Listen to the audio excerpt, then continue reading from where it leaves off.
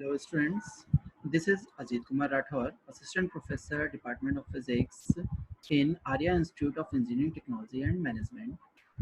Today we are going to study a topic relation between Einstein coefficients of Unit 4 in our syllabus. So, uh, so,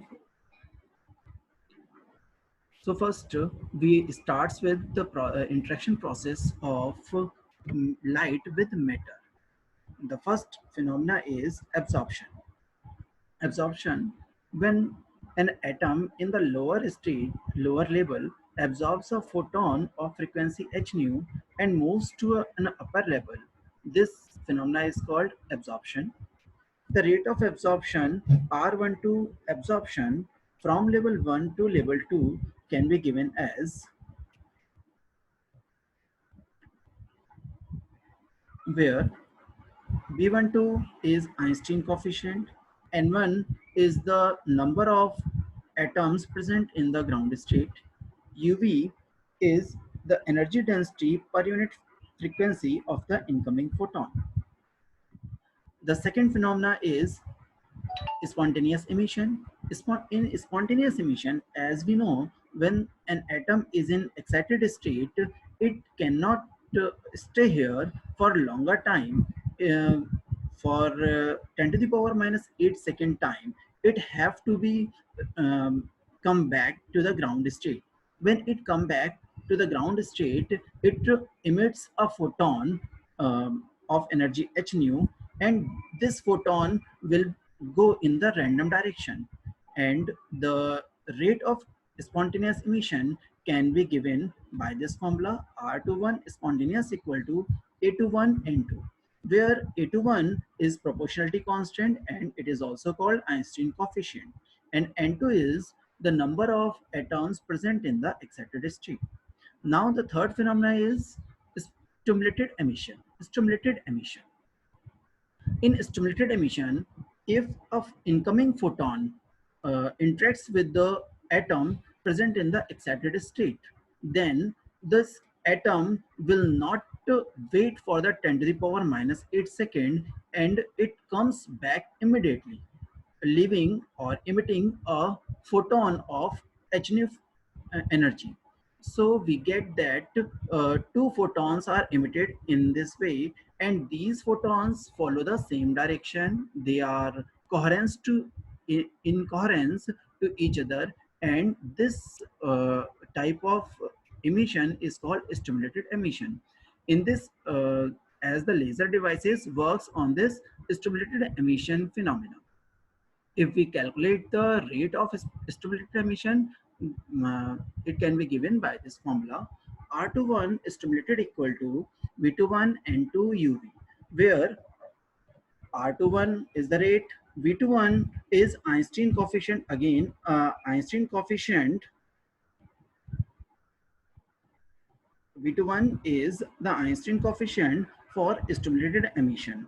N2 is the population in the excited state, and UV is energy density of the triggering photon. We can say that the energy density of the incident photon. Now, we are going towards the to find a to drive a derivation, yet to drive a relation between Einstein coefficients. For this, we check that uh, both type of emission depends on the absorption. If the absorption does not take place, the emission cannot be happen. So the rate of absorption equal to will be equal to rate of spontaneous emission plus rate of stimulated emission. If we put the values of these rates, then we get V12 N1 UV equal to A21 N2 plus V21 N2 UV. Here we see that UV is constant in this, in the left hand side of the equal to part, and it is also in the right hand side of the this equation. There, then we take common UV, and we get UV V12 N1 minus V21 N2 equal to A21 N2. If we solve this, then we get UV equal to A21 N2 upon V12 N1 minus V21 N2. Now we take common. V21 N2 is being taken common, and we get A21 upon V21 1 upon V12 upon V21 and 1 upon N2 minus 1. Now we have to calculate N1 upon N2. To calculate N1 upon N2, we use Maxwell Boltzmann statistics. Uh, According to this statistics, if there are n naught particles and we want to calculate the number of particles present uh, in the state E, in energy state E, having energy E and at temperature T, then we can calculate this by this formula: n equal to n naught exponential minus E upon kT. As we know, n1 n1 is the number of particles present in the ground state. So n1 can be given as n1 equal to n naught exponential minus E1 upon kT. Here we have taken that E1 is the energy of ground state and E2 is the energy of excited state, first excited state.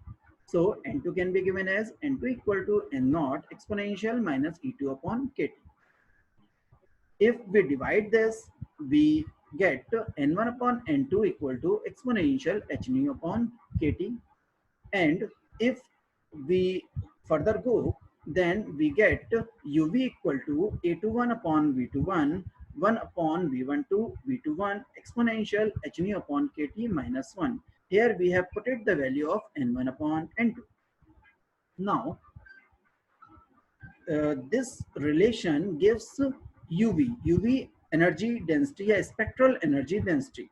Now we compare this formula, yeah, or we can say that this is formula given. This formula can be considered equivalent to the Planck radiation formula, and Planck radiation formula is given by UV equal to 8 pi h nu cube upon c cube.